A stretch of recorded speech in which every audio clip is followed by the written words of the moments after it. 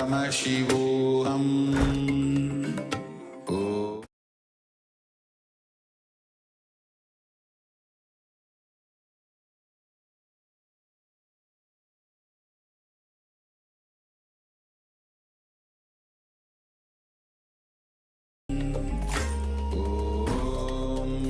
Nithyananda Paramashivoham.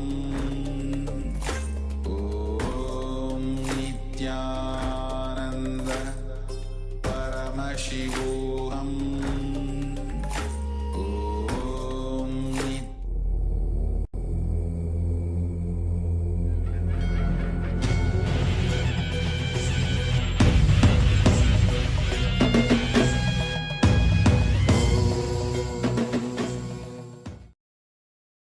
Welcome to the Pratama Vinyasa Krama 108 Asana sequence of Nithyananda Yoga.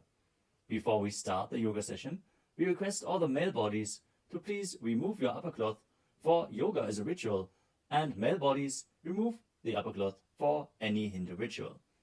All the female bodies, please tie up your hair, and we request all the participants to please wear a black dress, apply vibhuti on your forehead. If you are a male body, apply it on the 16 places over your body. Apply kumkum and any aushadha from the Supreme Fund of Hinduism you have available. Wear your Rudraksha mala, the abharanam, to intensify the energy which you can hold throughout the yoga practice. Also, make sure to keep a Shri Yantra, which is a sacred mandala, in your room where you practice the yoga. If you don't have a Shri Yantra available, don't worry, we are projecting it in the background of our acharyas. Now settle down on your yoga mat and get ready for the ritual of yoga. Sit straight with your head, neck and spine in a straight line. Join your hands in Namaskara Mudra in front of your heart center. Close your eyes. Visualize Swamiji in your inner space as we chant the Sadguru Vandanam. Nithyanandam Paramasukadam Kevalam Jnanamurtim Dvandvatitam Gaganasadrasham Tattvamasyaadilaksham Ekam Nityam Vimalamachalam Sarvadhi Sakshibhutam Bhavatitam Trigunarahitam Sadgurum Tam Namami. Next, we are going to chant the Shiva Mula mantra.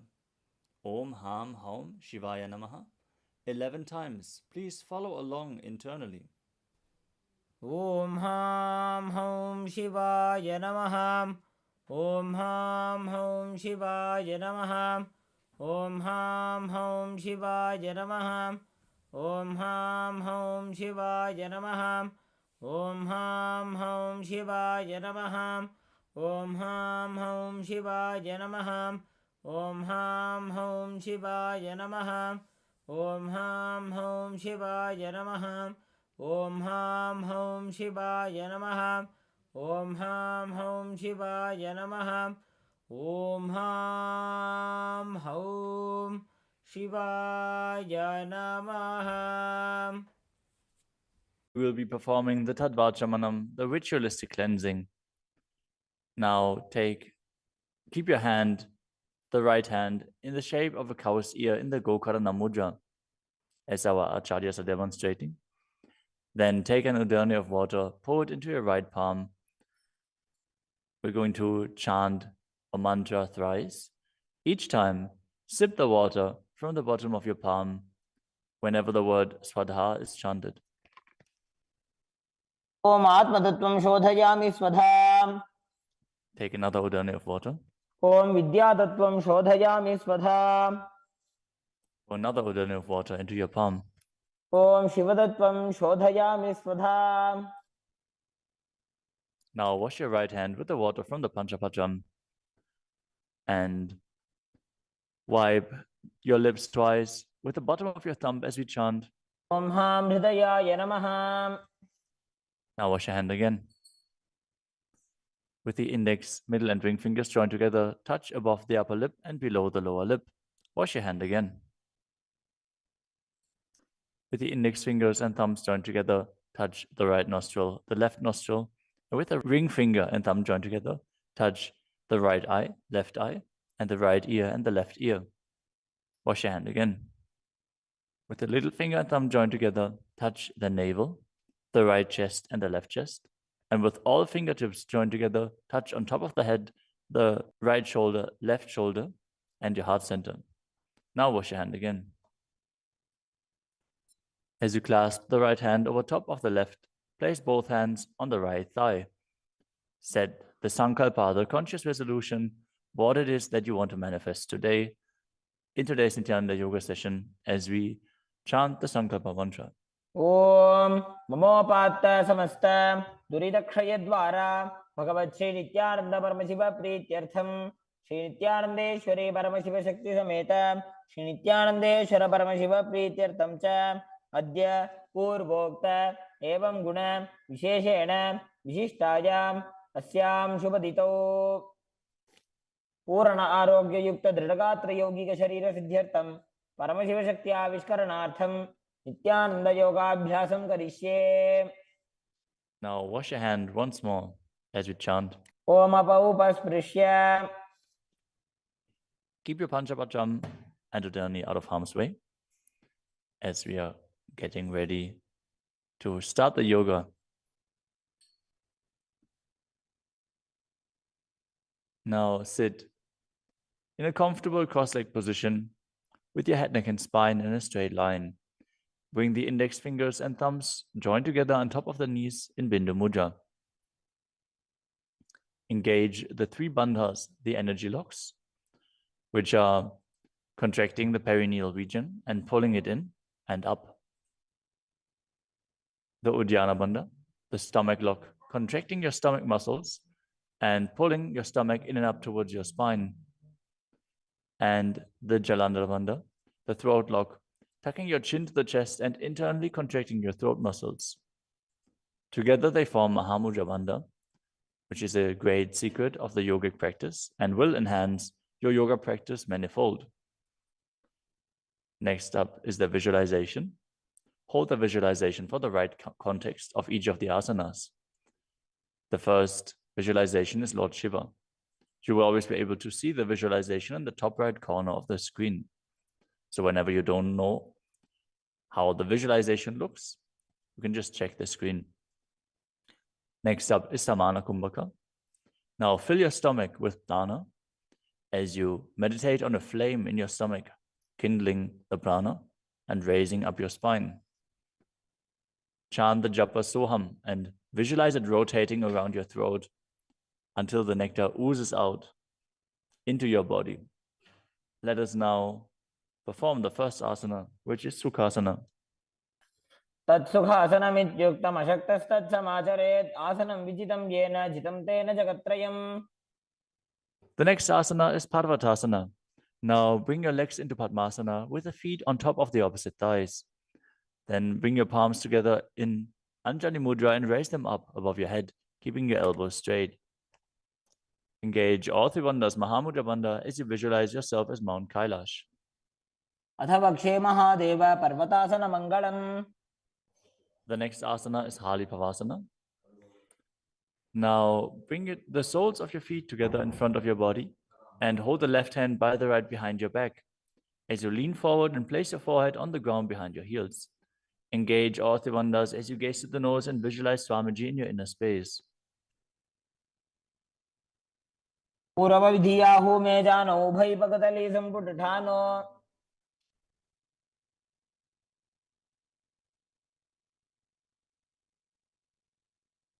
The next asana is Nagi Pavasana. Now keep the soles of your feet together and stretch your hands out in front of the feet, cupping your palms, placing them down on the ground as you place your forehead on the ground behind your heels. Engage all three bandhas and gaze to the tip of your nose, visualizing yourself as a snake. Purava vidhi variyaga ne ni chauho vekahuni phanasyo lagai.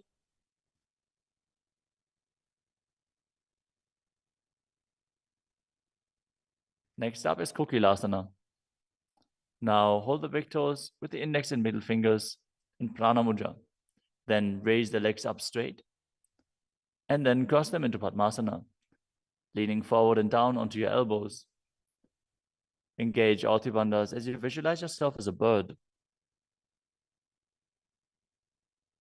स्थान्यदासनं वक्ष्ये yen Sidho भवेन्नरः. The next asana is Nithya. Now place one ankle on top of the opposite knee as you hold onto the opposite elbows. Engage all the bandhas, rotate your arms in a circle, and gaze to the nose, visualizing Swamiji in your inner space, and after some time, change the direction of the movement. घोड़ा बामा पादगी आशमाहिली सोये दधि चरण को वार लोता परिकुल्फ समोय.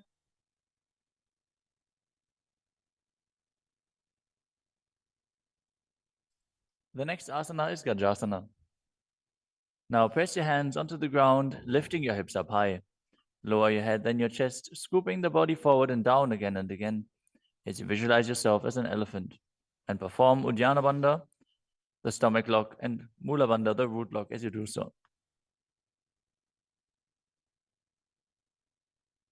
निब्जम्बादाग्रे भूमौ कृत्वा लम्बी भूया मस्तकाग्रे निधाय.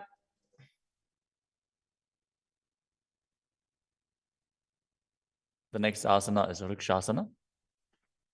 From the same position, alternate pressing the heel of one foot into the ground while lifting the other heel up. Visualize yourself as a bear as you keep Uddiyana Bandha and Mula Bandha engaged. एकैकम्पादमाकुञ्च्य गजासनं कुर्यात् वृक्षासनं भवति. The next asana is Vaishyasana. Now stand tall on the mat with the tips of the on the tips of the big toes, with all other toes raised off the ground. As you keep your head, neck, and spine in a straight line, and bring your index, middle, and ring fingers to the heart center in Hridaya Mudra. Visualize Swamiji in your inner space and perform Uddiyana Bandha and Mula Bandha. केशेन पादयुगलं बद्ध्वा तिष्ठेत दोमुखः.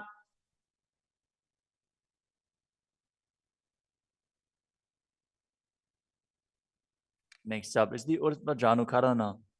Stand with your heels touching, toes facing outwards at a 45-degree angle, and the knees bent in Adimandi. Now, bring both hands to the chest with the elbows parallel to the ground. Then lift one knee up towards the center of your body, followed along with the respective hand as you make circular motions on both sides again and again.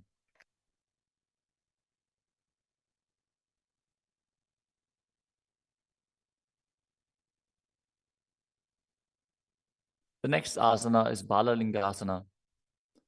Now interlace your fingers from the outside in Sarvashankari Mudra and hold on to one knee, pulling it up towards your chest. Keep your head, neck, and spine in a straight line and visualize yourself holding a baby as you engage all three bandhas, Mahamudra Bandha.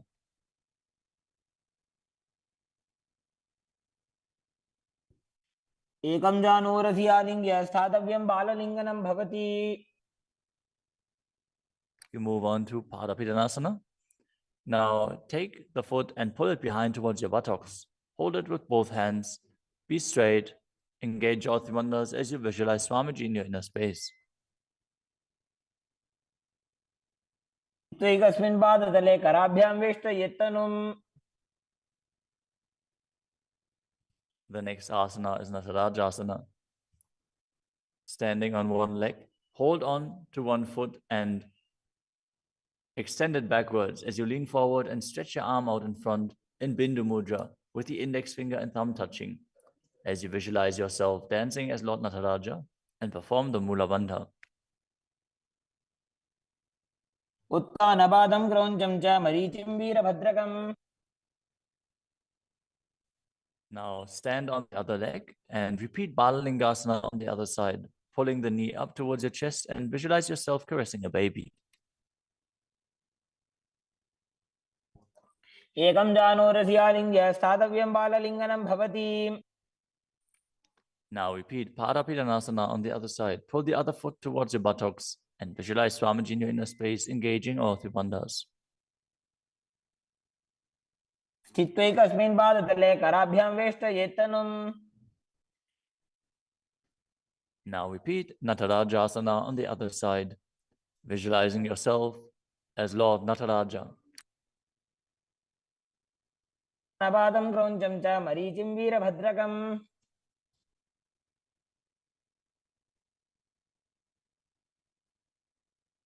Next up is the Ardha Rechita Karana. From Adimandi position, bring the right foot behind the other with the toes down and the heel up. Keep the left hand at the chest and swing the right arm back and forth, gracefully moving the fingers one by one. Now keep the right hand over top of the nose, uncross your ankles, and repeat the movement on the other side.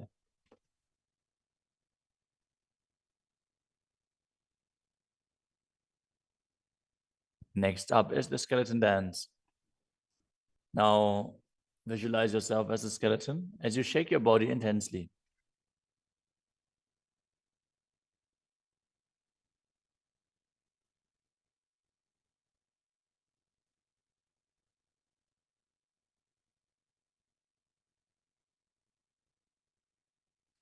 We move on to Katichina Karana. From Adimandi, with the heels together, toes pointing outwards and the knees bent, bring your hands above your head with the arms crossed, palms facing backwards. Now open your hips to one side and open the arms along above your head. Return to the center and repeat the movement on both sides again and again.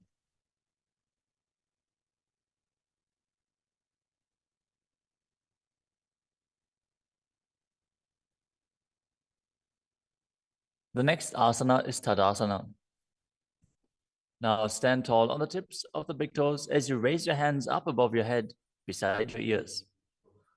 Engage all three bandhas. Visualize yourself as a palm tree as you internally chant the new japa Shivoham.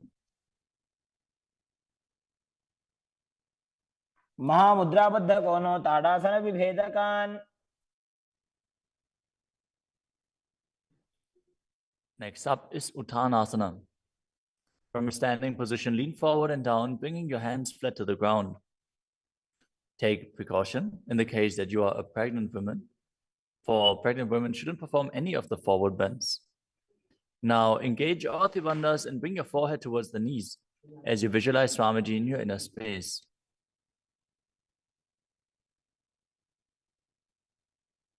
महामुद्राबद्ध कोनो ताड़ासन विभेदकान.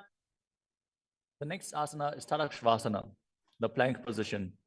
Now lower your body down onto your arms and feet as you tuck your chin to the chest and rotate your head from side to side, contracting your perineal region.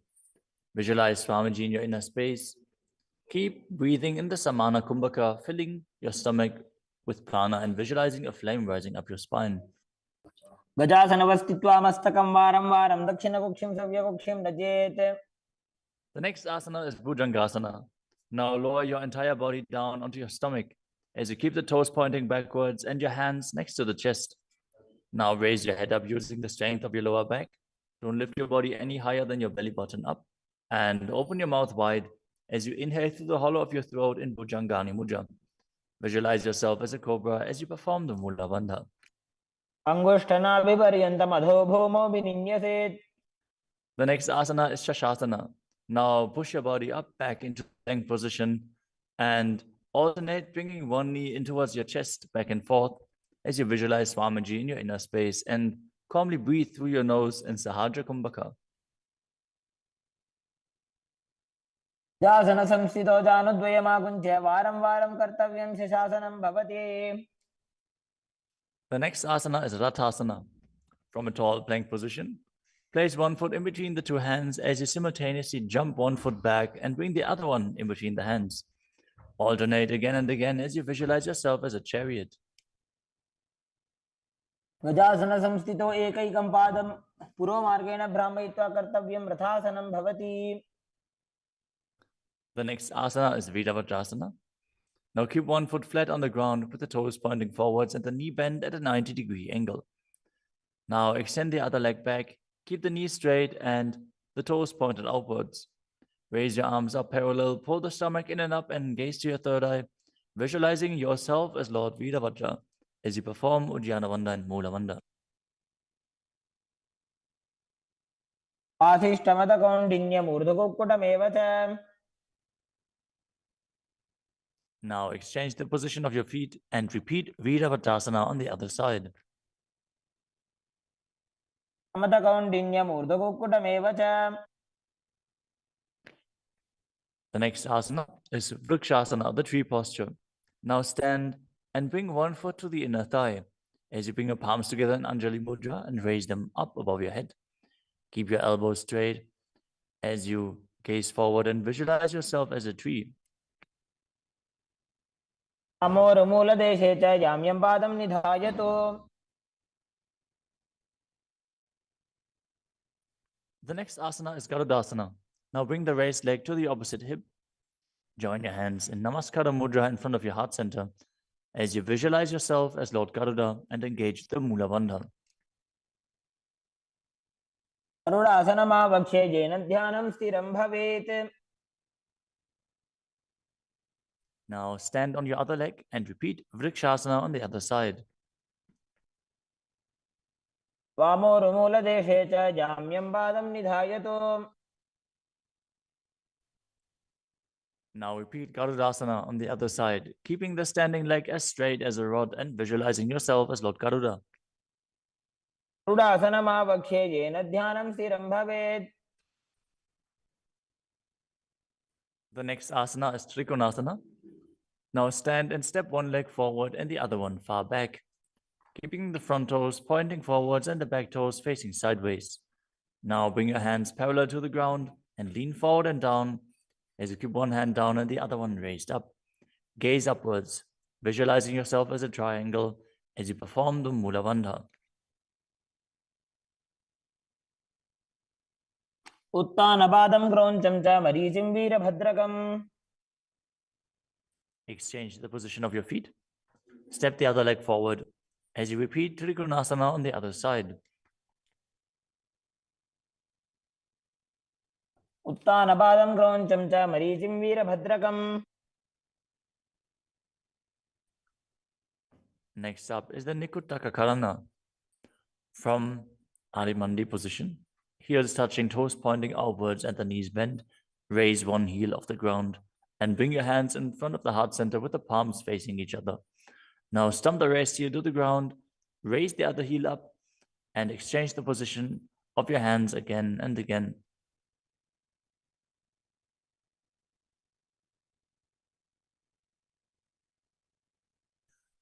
The next asana is Angushtasana. Now lower your body down onto the tips of your toes, placing the perineum on the back of your heels. Raise your knees off the ground and keep them together as you join your palms in front of your heart center in Namaskara Mudra. Visualize Swamiji in your inner space as you breathe in Brahmari Kumbhaka, buzzing like a bee on the inhalation and exhalation as you perform the Mula Bandha and internally chant the new japa Sadashivoham. बन्धासनमित्याहुः गोरक्षासनमेव च. The next asana is Saurasana. From the tips of the toes, extend one leg straight out with the heel down and the toes up.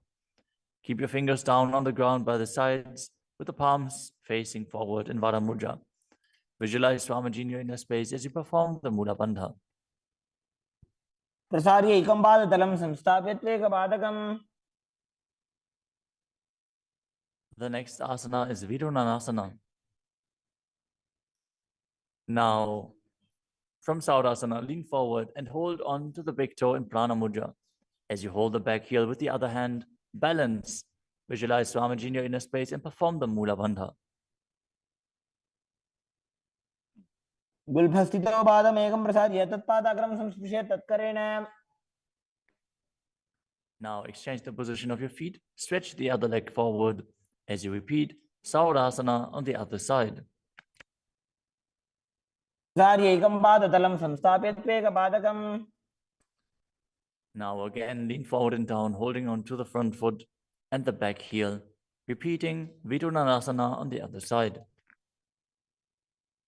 स्थितो पादमेकं प्रसार्य तत्पादाग्रं संस्पृश्य तत्करेण. The next asana is Brahmajarankushasana. As you keep the toes on the ground and the perineum placed on top of the heels, which are raised off the ground, keep a gap between your legs and place the back of your hands on top of the respective knees.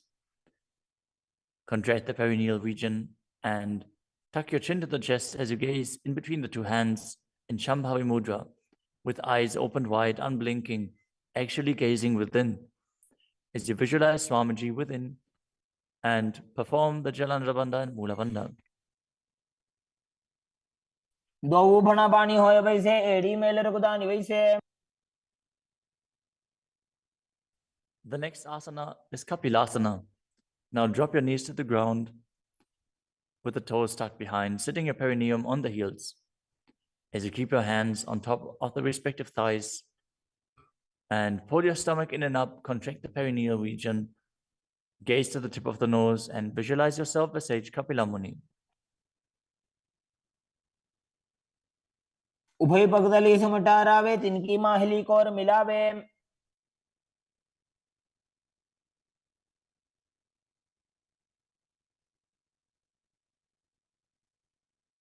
The next asana is Bhadragodakasana.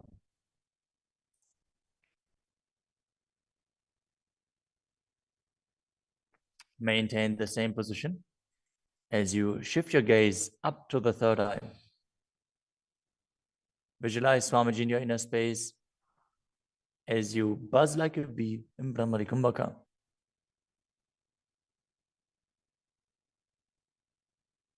दो भूपगदली संपुट करे कोरवारली भूपरि धरे.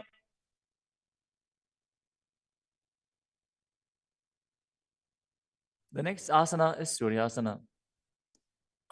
Now sit with your toes tucked, perineum placed on top of the raised heels as you bring your thumbs and little fingers together in Padma Mudra, opening up the palms resembling a lotus flower.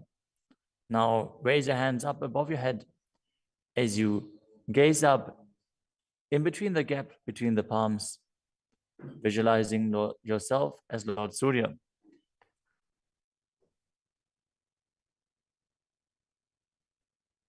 एड़ी दो गुदातरी आने भना पानी बैठक अब निठाने. The next asana is Mandukasana. Now sit with the toes flat, perineum on the heels. As you keep your hands on top of the knees, lift the tongue up against the roof of your mouth. As you catch the nectar of immortality dripping from the Sahasrara chakra with your frog tongue, as you visualize yourself as a frog in Manduki Mudra. Gaze to your third eye, breathe calmly through your nose in Sahajra Kumbhaka as you perform the Mula Bandha. तलो पृष्ठ देशे अंगुष्ठे द्वे च संस्पृशेत्.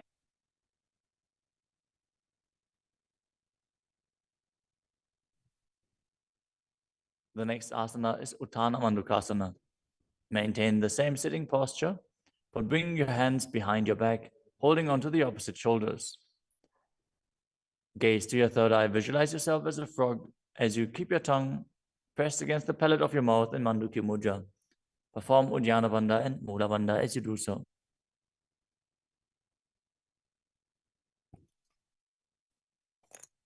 मंडूकासन मध्यस्थं कुर्पराभ्यां धृतं शिरः.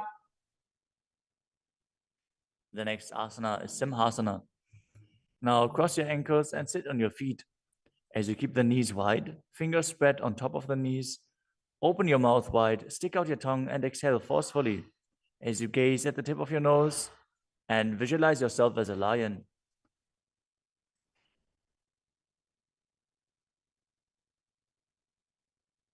दक्षिणं सव्यगुल्फेन दक्षिणेन तदेतरम्. The next asana is Bhadrasana. Now sit with your heels under the perineum, the knees opened wide, then cross your hands behind your back and hold onto the big toes in Prana Mudra. As you gaze to the tip of your nose, visualize Swamiji in your inner space and return to buzzing like a bee in Brahmari Kumbhaka. गुल्फौ च वृषणस्याधो व्युत्क्रमेण समाहितः. The next asana is Kakapusandi Asana. Now squat and keep the feet flat on the ground as you keep your knees opened wide and bring your arms in and around the raised knees. Interlace your fingers behind your back if you can. As you visualize yourself as a crow and gaze to the tip of your nose as you engage the Mula Bandha.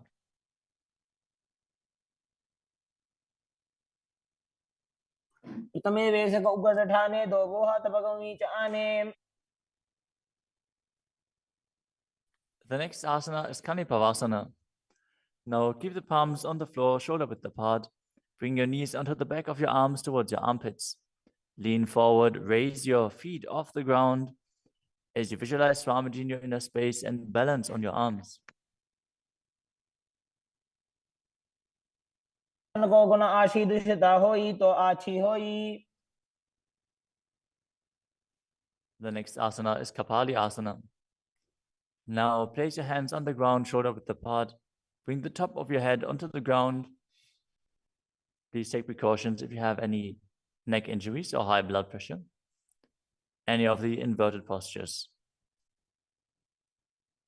Now bring your knees onto the elbows, your hips over the shoulders, and straighten your legs up as you gaze to the nose and visualize Swamiji in your inner space. Isha धरती टेकी पग दो वो मिलीवा ऊंचा को करे.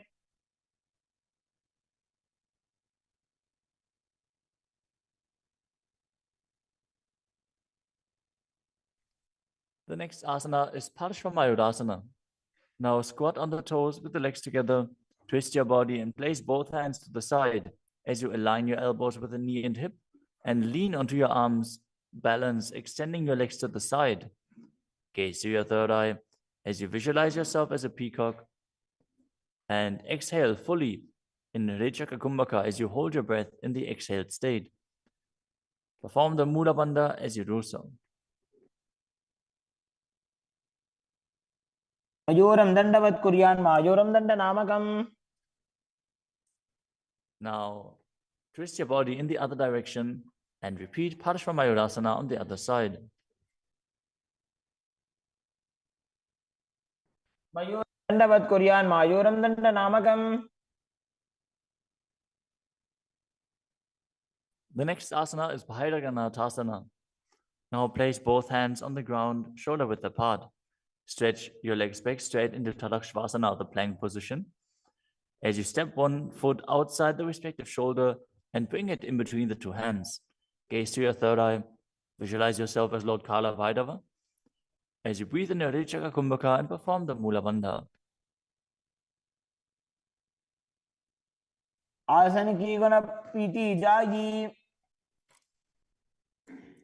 Now step the front foot back and step the other foot outside the shoulder in between the hands. Gaze to your third eye in Shambhavi Mudra with the eyes open wide, unblinking, as you visualize yourself as Lord Kala Bhairava.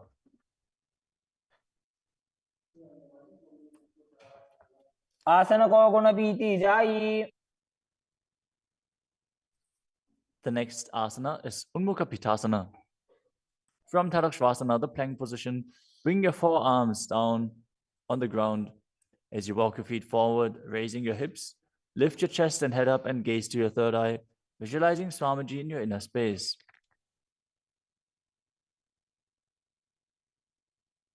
भून्यस्तो जानुनि हस्तो चतुष्पदम वाङ्मुखम.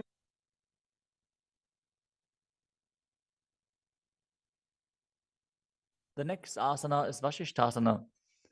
From Tadakshvasana, rotate your body onto one hand and raise the opposite hand up. Keep the balancing hand directly beneath your shoulder as you raise your hips and gaze up towards the sky, visualizing yourself as Sage Vashishta as you perform the Mula Bandha. ऊर्ध्व कुक्कुट वासिष्ठ मरीचि हल मत्स्यकम. Now twist your body in the other direction. Balance on the other hand as you repeat Vashishthasana.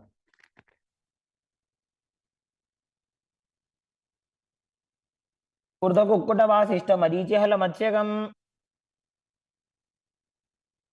Now come to a seated position and extend your legs out in front with the heel down and the toes pointing up. Now bring your hands under the buttocks with the palms facing up. Keep your spine straight, elbows close to your body. Tuck your chin to the chest. Contract the perineal region. As you gaze to the nose, visualize yourself as Lord Hanuman and internally chant the new japa Mahasadaशिवोहम.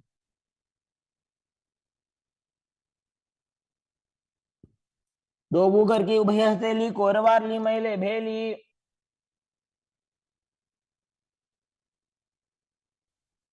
Next up is Paschimottanasana. Now visualize Swamiji in your inner space as you lean forward and down, holding onto the big toes in Prana Mudra. Perform Mahamudra Bandha, all three bandhas engaged, and exhale all the air from your lungs in Lichaka Kumbhaka. Janu Barilalatanto Paschimam Danamuchyate. The next asana is Ugrasana. With your legs straight, interlace your fingers behind your neck. Lean your chest forward and down, bringing your head to the knees by the strength of your core. Engage all three bandhas as you visualize Kali in your inner space. Shubhanibhyam dhritam dhritva janu parishironyaset. The next asana is Marichi Asana. Now, sit with the legs extended, bring one heel to the groin with the knee raised, and reach your arm in and around the raised knee as you clasp your hands behind your back. Bring your chest to the thighs, head to the knee, and visualize yourself as Sage Marichi. Uttanabadam kroncham cha marichim veerabhadrakam.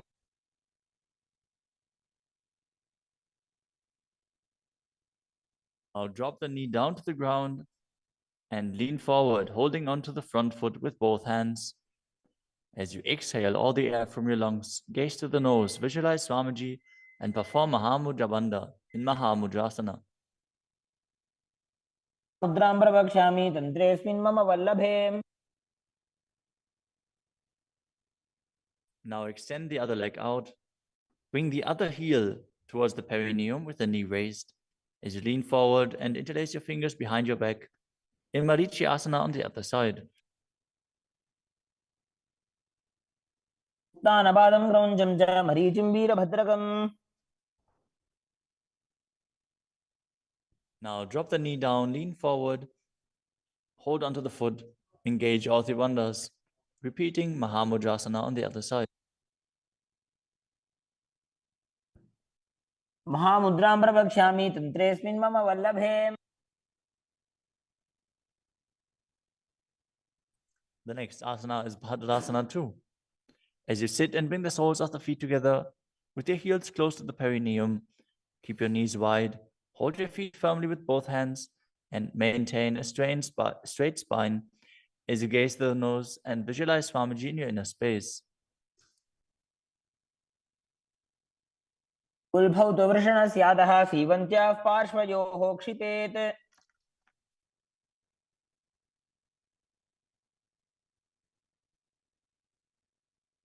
The next asana is Gvalipavasana. From Bhadrasana, extend your feet away from your body. Keep the toes together, heels apart, knees wide open. As you place your hands on the respective knees, tuck your chin to the chest and gaze to the nose.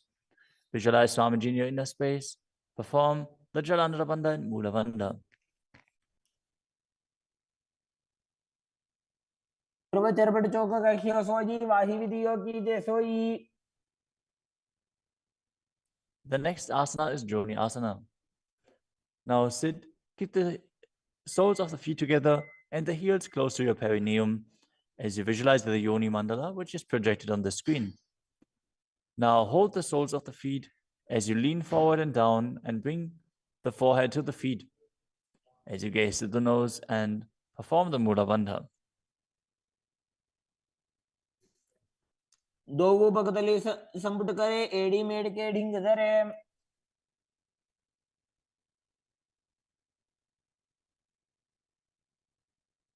The next asana is Midaki Pavasana. As you sit and keep the heels together, toes apart and the knees wide, lean forward and down and extend your hands out to the side.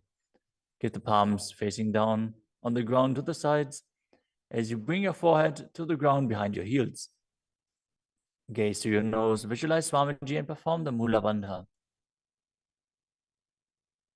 Purava vidhi paribhagdali samput shol edi mili rashe. Next up is Siddha Samadhi Asana. Now sit and keep the toes together, heels apart, as you bring your arms below the shins, extend them out to the sides and keep the palms facing up. Bring your forehead to the ground above your feet as you bring your toes near your throat if you can. Gaze to the tip of your nose, visualize Lord Surya in your inner space, and perform the Mula Bandha.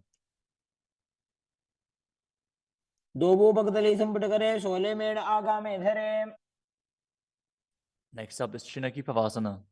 Now sit and keep the heels together, toes apart, as you hold the feet and open them up like a book, bringing the backs of your hands onto the ground and the elbows pressing down on the thighs.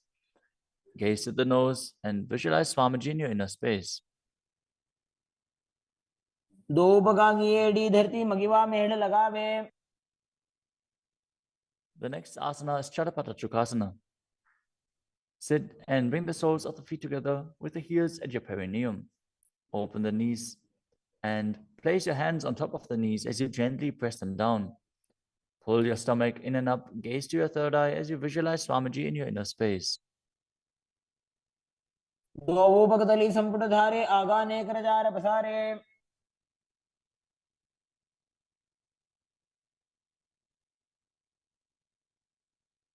The next asana is Bhairavasana.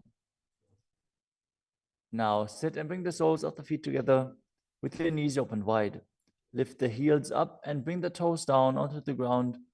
As you keep your knees on the ground, pull your stomach in and up and place your hands on the knees in Bindu Mudra.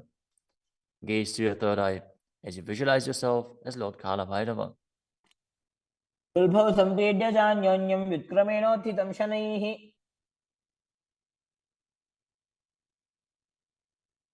The next asana is Samanasana. Now sit with one heel at the perineum. Lift and hold the other foot, pulling the sole of the foot to your chest. Gaze to your third eye as you perform the Mula Bandha and visualize Swamiji in your inner space. समान आसनमावक्षे सिद्धमन्त्रादि साधनात्.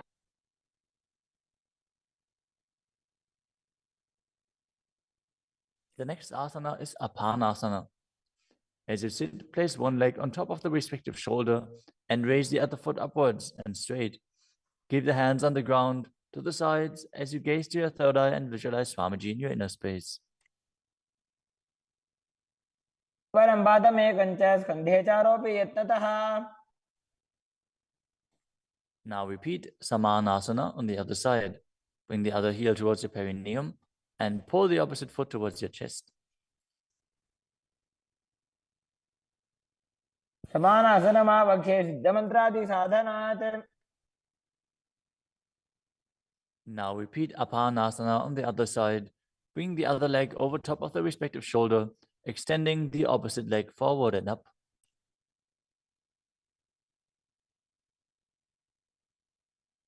परं पादमेकं च स्कन्धे चारोऽपि यत्नतः.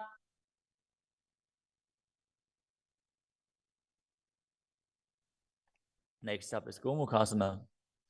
Now sit and cross one leg over the other, aligning the knees at the center of your body with the feet by the opposite hips. Place both hands on top of the stacked knees as you gaze to the nose, visualize the face of a cow, and perform the Mula Bandha. Start breathing in Siddhkari Kumbhaka, pressing your tongue against the palate of your mouth without touching the teeth and hissing through your teeth while inhaling. Internally chant the new japa Om Nithyanandoham. सर्वे दक्षिणगुल्फं तु पृष्ठपार्श्वे नियोजयेत्. The next asana is Anasuyasana. Now maintain the same posture. Hold on to the big toes of the feet in Prana Mudra as you gaze to the tip of your nose and visualize yourself as Rishika Anasuya. Engage Udyana Bandha and Mula Bandha. दक्षिण कोडो नीचो ठाने बाबों ताके ऊपर आने. Maintain the same position. Interlace your fingers behind your back and lean forward and down as you bring your chin over the knees, the nose towards the ground, and visualize yourself as Rishika Anasuya in Anasuyasana too. जीमणा गोदा की संधि उपरिड़ा वागोड़ा की संधि. The next asana is Garudasana too.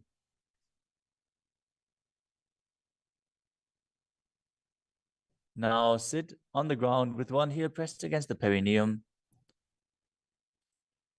As you keep the opposite foot flat on the ground with the knee raised to your chest.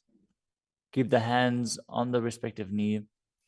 As you visualize yourself as Lord Garuda, gaze to the nose and perform the Mula Bandha.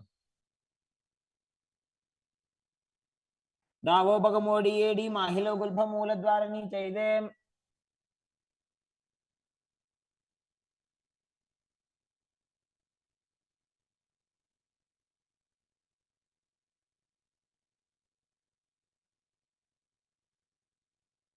The next asana is Nadadasana. Now sit and place your perineum on top of one heel as you interlace your fingers behind your neck and twist your elbows outside of the raised knee. Gaze to your third eye and visualize yourself as Sajnadada as you perform the Mula Bandha. पिष्टि जवाम पगदली carry भूपरिता हिलगा बेफेरी. Next up is Matsya Pitakasana. Now place one foot on top of the opposite thigh. Wrap the respective arm around the knee, holding onto the opposite shin as you hold the big toes with the other hand in Prana Mudra. Visualize yourself as Matsya, the fish avatar of Lord Vishnu, as you perform the Mula Bandha. नवामाङ्गुष्टन्तो गृहीतं मत्स्यपीठकम्.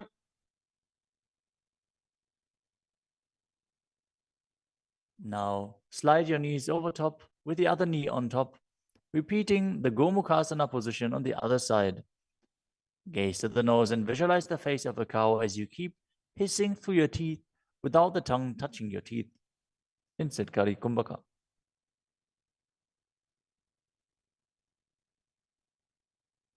सव्ये दक्षिणगुल्फं तु पृष्ठपार्श्वे नियोजयेत्.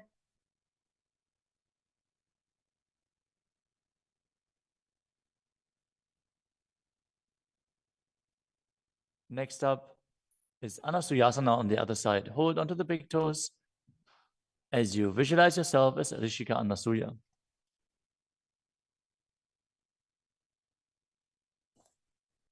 दक्षिण कोडो नीचो ठाने वावोताग्ये ऊपर आने.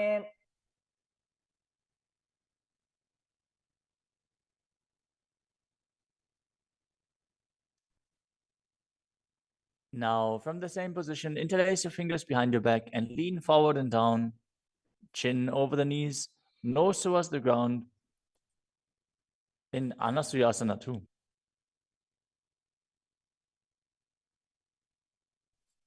जीमणा गोदा की संधि उपरिड़ा वागोड़ा की संधि.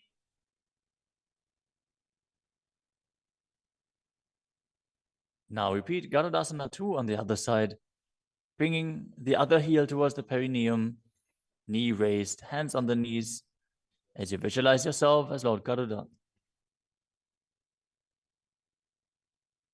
Davos पगमोडी एडी माहिलो गुल्फ मूल द्वारनी चैदे. Next up is Nadadasana on the other side. Raise the perineum onto the heel, interlace your fingers behind your neck, and twist your elbows outside of the raised knee, visualizing yourself as Sage Nadada. पिष्टि जवाम पगदली carry भूपरिता हिलगा बेफेरी.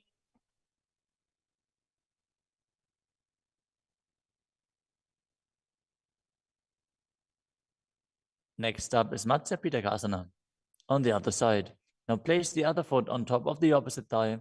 Hold on to the shin and the big toe of that foot as you visualize Matsya, the fish avatar of Vishnu. वामे नवामाङ्गुष्टन्तो गृहीतं मत्स्यपीठकम्. Next up is Matsindrasana. Now place one foot on top of the opposite thighs as you place the opposite foot on the ground, flat. Twist and bring the elbow outside of the raised knee. Keep your raised arm by the neck. Turn your head back and gaze to your third eye, visualizing Matsyendranath, the great sage and master of Hatha Yoga. उदरं पश्चिमाभासं कृत्वा तिष्ठति यत्नतः.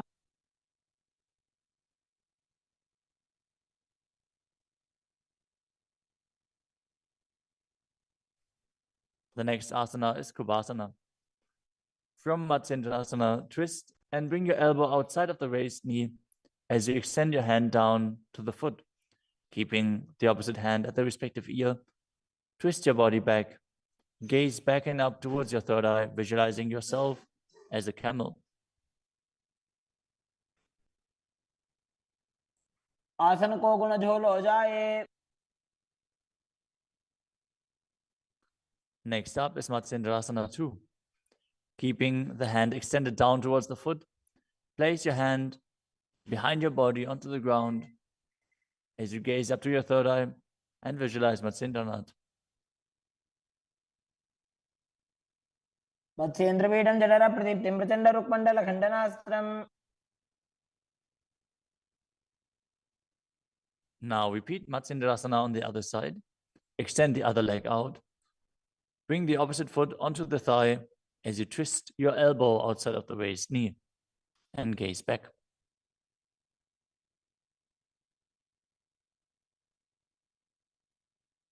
उदरं पश्चिमाभासं कृत्वा तिष्ठति यत्ततः.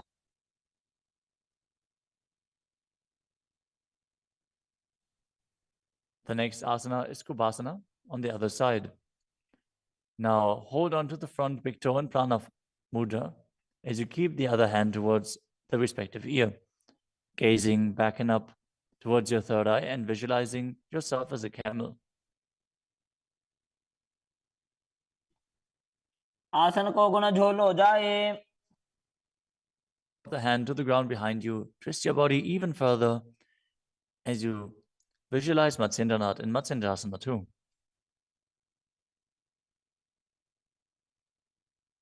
मत्स्येन्द्रपीठं जठर प्रदीप्तिं प्रचण्ड रुक्मण्डल खण्डनास्त्रम्.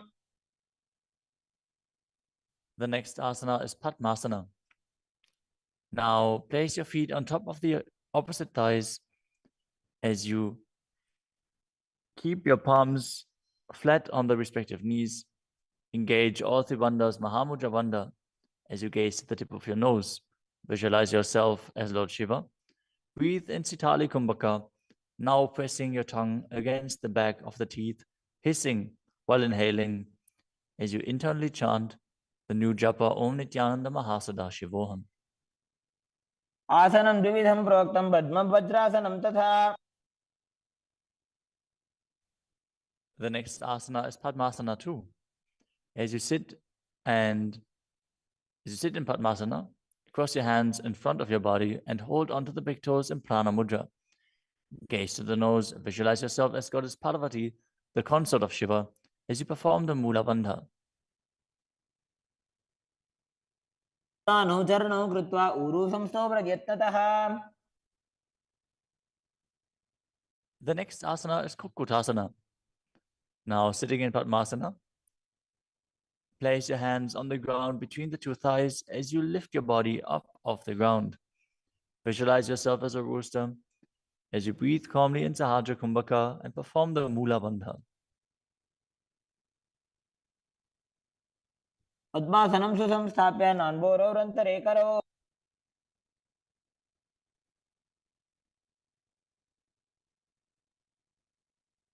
The next asana is Baddha Keki Asana. From Padmasana, raise up onto the knees as you bring your hands flat on the ground with the fingers pointing backwards. Keep the elbows together, press them against the navel, and then lean forward. Find balance and extend your knees up off the ground. Visualize Swamiji in your inner space as you perform the Mula Bandha.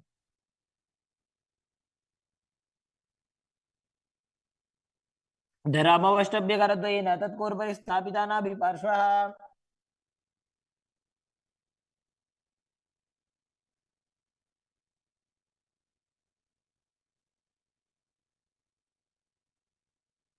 The next asana is Mayurasana. While on your knees, place your palms on the ground with the fingers pointing backwards. Keep your elbows at the navel, lean back, lean forward, find balance, and extend your legs up off the ground, visualizing yourself as a peacock as you perform the Sahadra Kumbhaka and engage the Mula Bandha.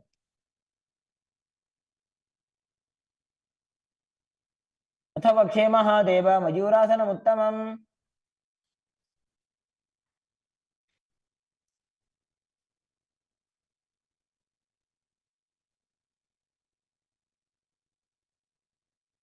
Next up is Makarasana.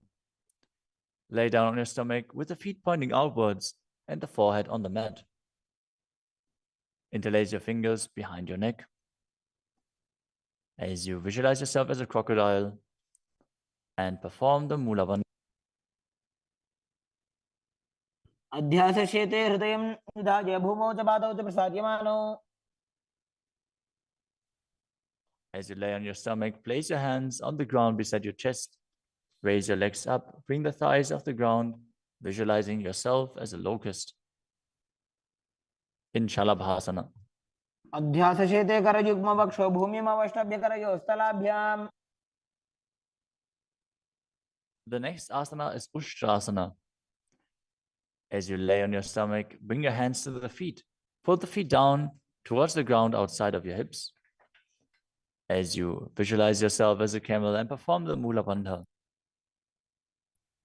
अध्यासशेते पदयुग्मव्यस्तं पृष्ठे निधाय विधृतं कराभ्याम्.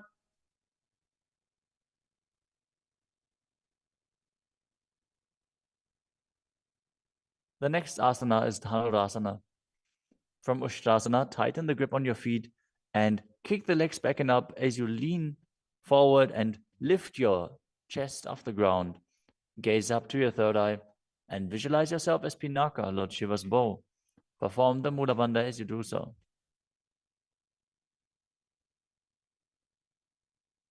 त्रिसार्यपादौ भुजदण्डरूपौ करौ च पृष्ठे धृतपादयुग्मम्. The next asana is Bhagasana. Now come to a kneeling position with your feet flat on the ground, sitting in between the two heels. Place your hands on top of the knees.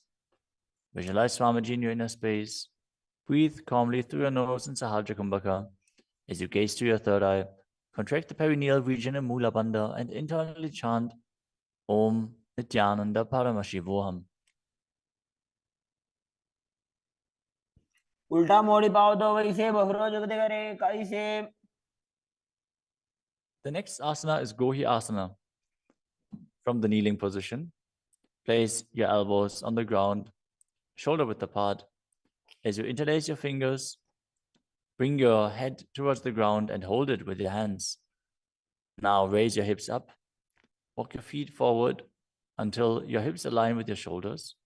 And then raise your legs up off the ground and pull the knees close to your chest. Try to touch your chin with the knees as you roll your body up in the inverted posture. Gaze to the nose and visualize Swamiji in your inner space. दो हाथ की कहुनी जोई पुनिह कलाजी जाने दोई. Now, from Gohi Asana, extend your legs up straight into Shirshasana. Gaze to the nose and visualize Swamiji in your inner space as you perform the Mula Bandha. विपरीतं मण्डलं च द्विधैव विदितं हिनः. Gently lower your body down and come to a seated posture. Now sit with your hands behind your calves and stretch your legs up. Bring your forehead to the knees as you come to a vertical position with your legs. Visualize Swamiji in your inner space and perform the Bhastika Kumbhaka, rapidly exhaling from your diaphragm, pushing the air out without inhaling, like the bellows of a blacksmith. We're going to perform Bhastika Kumbhaka for the next few asanas, so keep your core engaged and rapidly breathe through your nose. दो हाथ पग बाहर आने घोड़ा तरे का कसीठाने. The next asana is Parighasana. Now sit and extend your legs out and up at a 45-degree angle. Bring your hands behind. Hold the opposite shoulders as you keep the chest upright, legs straight, toes pointed. Gaze to your third eye as you visualize yourself as a mace.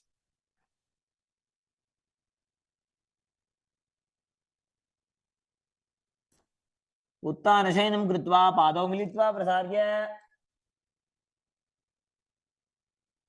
Keep breathing rapidly as you sit and extend your legs out and up at a 45-degree angle.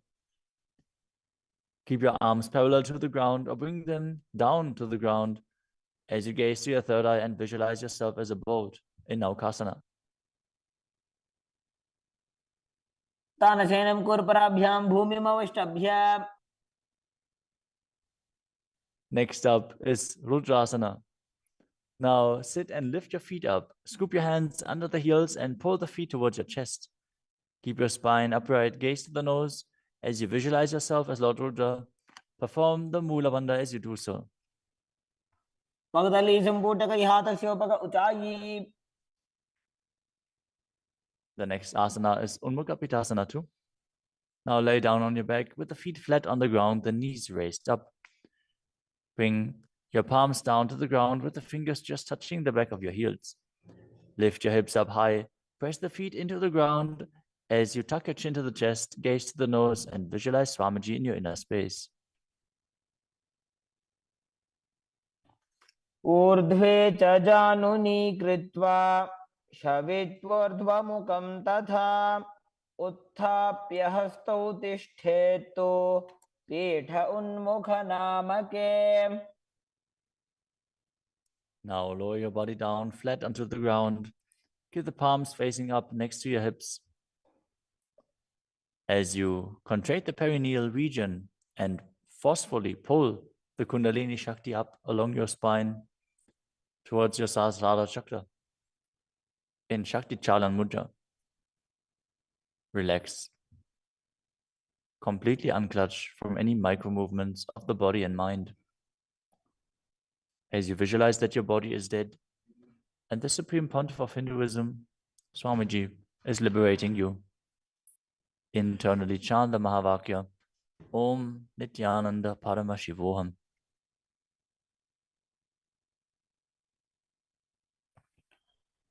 उत्तानं शववद्भूमौ शयनं तोषवासनं शवासनं श्रान्तिहरं चित्तविश्रान्तिकारकम्. ॐ नित्यानन्द परमशिवोऽहम्. ॐ नित्यानन्द परमशिवोऽहम्. ॐ नित्यानन्द परमशिवोऽहम्. ॐ नित्यानन्द परमशिवोऽहम्. ॐ नित्यानन्द परमशिवोऽहम्.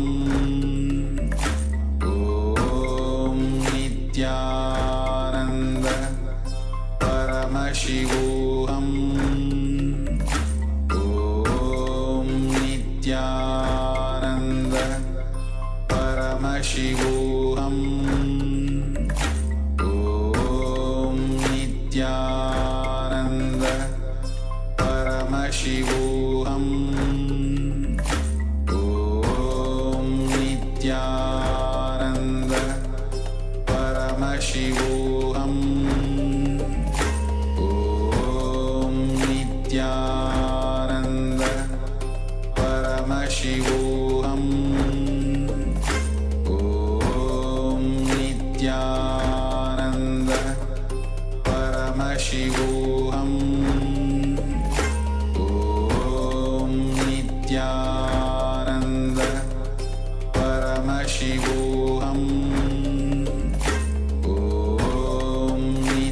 ॐ नित्यानन्द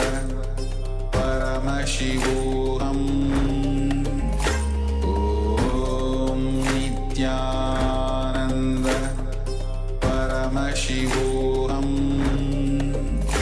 ॐ नित्यानन्द परमशिवोऽहम्. ॐ नित्यानन्द परमशिवोऽहम्. ॐ नित्यानन्द परमशिवोऽहम्. ॐ नित्यानन्द परमशिवोऽहम्. Now slowly return to your physical body. Start to wiggle your fingers and toes.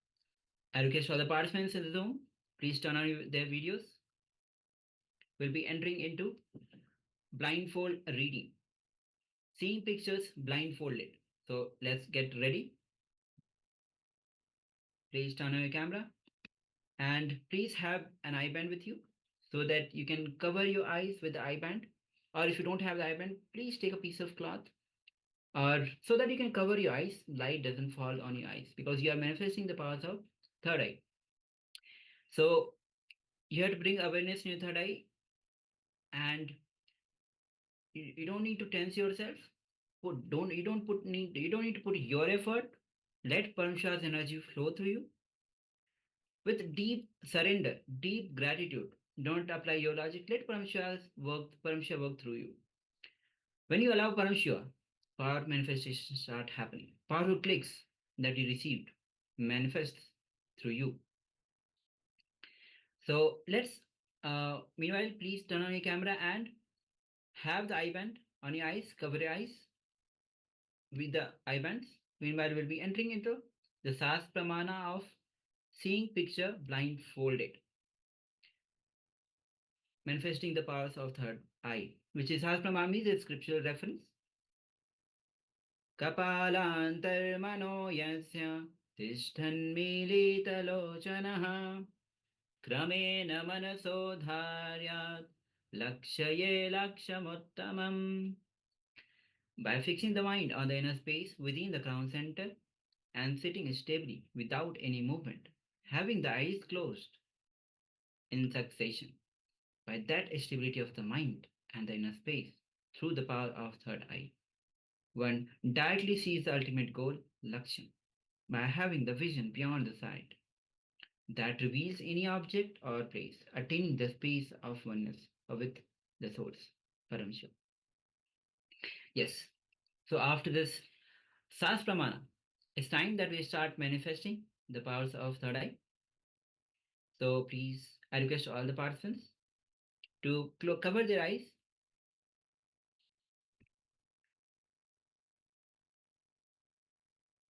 Mashukendra saying, just finished yoga. Acharya, have to take a break, shower, back fast. Okay. But be quick, ma. And other persons, please turn on your cameras. And after this intense yoga, when your energy is bolted with the energy, it is the right time to manifest because you are in the receptive space. When you are in the receptive space, Paramashiva's, your logic is, your thoughts have come down. When you allow it is the right space when you allow Paramashiva to work through you. So please go ahead, turn your camera and cover your eyes with eye bands. Then we'll be projecting the image on your screen so that you can scan through your third eye and see what is being projected on your screen, what Paramashiva is revealing to you through your third eye. Okay. Okay, great. So if you have the eye band, please cover your eyes.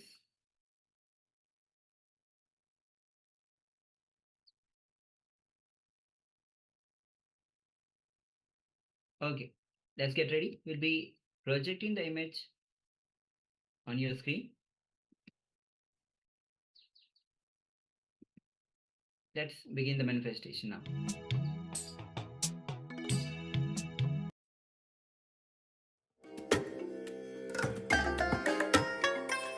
I bless you all.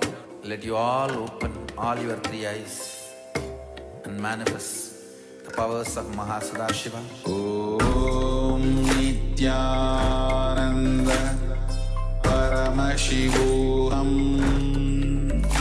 Om Nithyananda Paramashivoham.